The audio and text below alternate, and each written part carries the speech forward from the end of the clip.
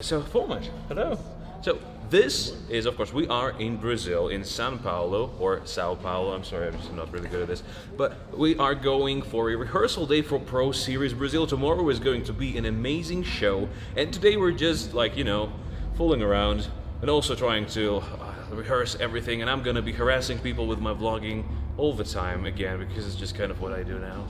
It's been one day, but I'm already completely addicted, so that's great. And Phormat is a really nice soul here, being a caster for the first time, but being a part of Guns of Boom community for forever. I think he was here 200 years ago, which was 198 years before Guns of Boom was released. But Phormat was already playing and streaming, so he's just so good at it. He's the ancient one. Yes, that's one way to put it. Yes. So what kind of expertise are you going to be bringing to the desk tomorrow? Yeah, I think basic analysis within the game in itself, being able to understand the damage that's getting output within the game, the reason why the guns are being used, and just the team backgrounds, that being able to relate to the teams that are kind of being on the platform in itself. You know what? We just had a really good question about this. About callouts. On the map, some maps are symmetrical, some maps are not symmetrical. Definitely. So, being a pro player yourself, how do you communicate when you want somebody to go somewhere, or you want to say where the enemy is? Do you go left, right? Yeah.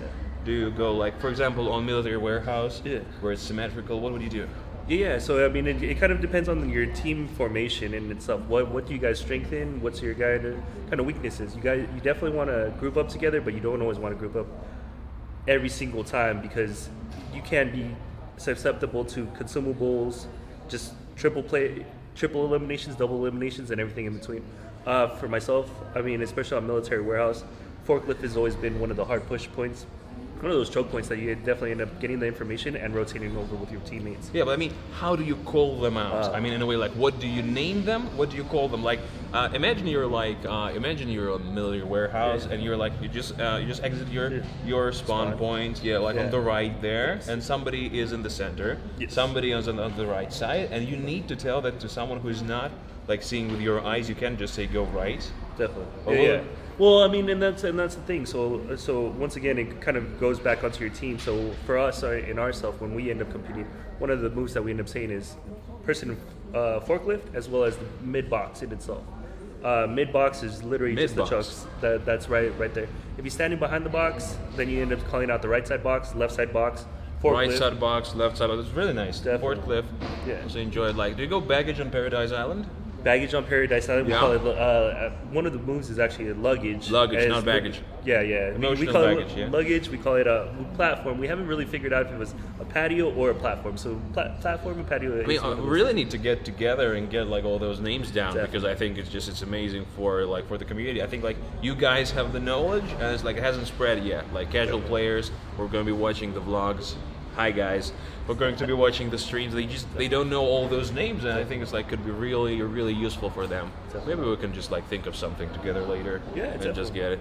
Okay, I mean that sounds really good. What are your thoughts? What are your thoughts on the sniper game? I mean, it hasn't been too strong in a way that the snipers. Well, there were almost no snipers, I think, earlier, but now they are bringing some out with cheetah pants, giving you faster reload speed, and then it is coming out a little bit more. And I think even guys like KM, I remember using just Scout because it was just a little bit too slow. It just didn't work too well. But right now they are back here. What are your thoughts? What are your thoughts on that? Yeah, I'm really curious to see the different combinations that you end up going. One of the things that I think would be super intriguing would kind of being able to see the cheetah pants with a brawler and a Thanatos. I think you're going to have crazy amount of speeds within that to get yourself with the brawler. And Stanis, yeah. So you move. So you just move in position, and you're a sniping a machine moving around. Yeah. Exactly. So once again, the brawler with the speed boost that you end up getting within that, it's going to provide you plus the 16% from the cheetah. It's going to give you an immense amount of speed. So I think once you end up getting the Thanatos out, boom, headshot, move on over to the next spot. So 16% and another from brawler. Yeah, it would be very fast. Yeah. I think it would be the best for control points, probably. Definitely. So if you're going to move around and you're going to be if all the fight is happening on C, for example, you can go around and take B, or you can go to A and you can just set up a sniping spot there. Exactly. But otherwise, other than this, so if your shotgun is taken and you have your sniping rifle, you still have AR open for business. So what would you do there? Like go classic with Odin? Yes, exactly. I mean, so basically with the brawler, since you're sacrificing the damage, you definitely want to end up bringing out something that's going to be a little bit heavy hitting. Or if you're one of those peek and shoot type of people, the incinerator has always been a blessing in disguise. It sounds like a good strat. Have you seen anyone use it? Brawler, I actually saw KM use it in the stream on the previous one, Pro Series Cup. Yeah, well, unfortunately, we don't have KM here. Like on the previous Pro Series, there was no KM. There were only like Excellency and Nokia. Yeah, if I remember correctly. But on the kickoff, maybe, I remember like Noble, but now back to back and KM.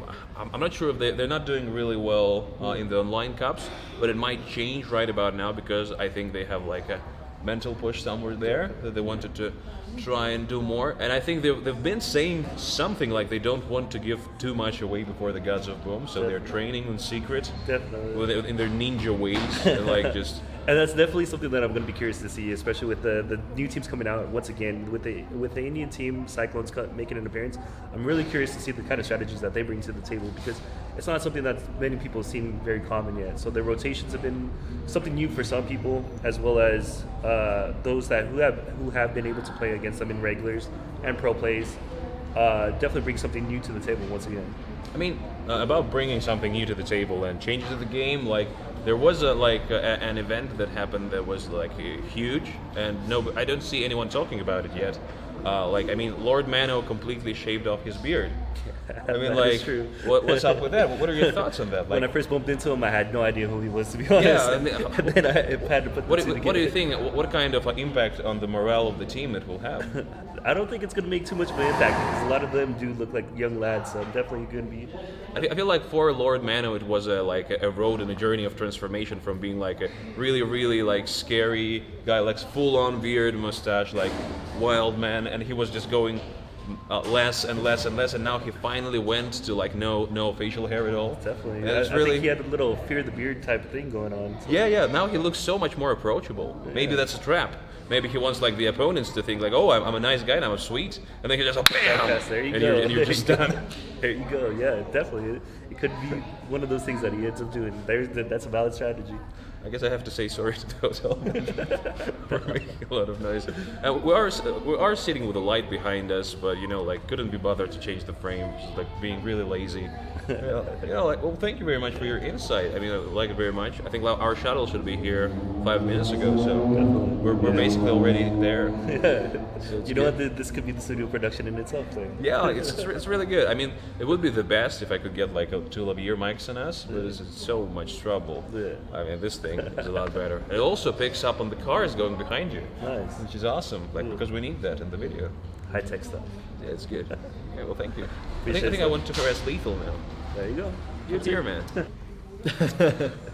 Oh, hey, Lethal. So, today is Friday, and tomorrow is going to be the big day. Today is the rehearsals. How are you feeling?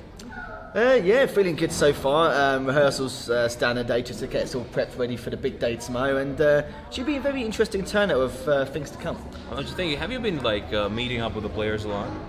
Yeah, I've spoken to, I think I'd probably say most of the players from most of the teams now, and all of them seem quite hyped, seem ready, even though quite tired from the jet lag and all that bits and pieces. They seem to be right. They look a lot more calm than I'm used to. Like I remember them being like jittery and like this, and like I'm gonna strangle someone. And right now I just see like guys like Spleen is like so mellow. He's like, oh hey Stanis. He's just like he's so soft. He's like, I don't know, marshmallow. He is. He's a big dude, but he's a chill guy. He's a really chill guy. So what are your thoughts on the big changes in the Guns of Boom? Oh, is this in terms of like every? Yeah, Lordmano beard. I'm saying, yeah. I recognised him straight away. He's like Lordmano could have no hair and no beard. I would still recognise that. He has an aura. He has an aura. He does, yeah. I was a little bit surprised at first. I was like, oh, okay, I can tell that's Mano straight away because he's still got a little bit of stubble. Yeah, it was, but I still recognised him. But he does look so much more approachable now. I mean, like a lot less scary. Like it would be like if I saw him like on the other side of the street, I would be like, oh my god, this guy, if I just bump him, he might break my neck. Yeah. No, he was approachable anyway, but I suppose he's a bit more approachable now. I agree. Yeah. Also, like on the fun parts, like have you noticed like Venom has a thing going on? What, with his sunglasses? Or? Yeah. Yeah, he's had that every event now so far, and I don't think that's going to change. I think he said to me that he's got 4 pairs of shades and they're worth up to about $1,000. So, and I asked him, are your sunglasses worth more than the clothing you have? And he said, yeah. So, that's an interesting fact. He's saying he's like using a new pair of glasses for like every event. Yes, he did say that. Yeah, I didn't actually expect him to say that, but to be fair, he makes use of the sunglasses, so why not? He's just like he is doing all sorts of stage stuff. I just love it. I mean, like he's a real showman right here. Yeah, I think showman is definitely the right word for it. Yeah, well, thank you for your thoughts. So thank you. That's all right. Always a pleasure, mate.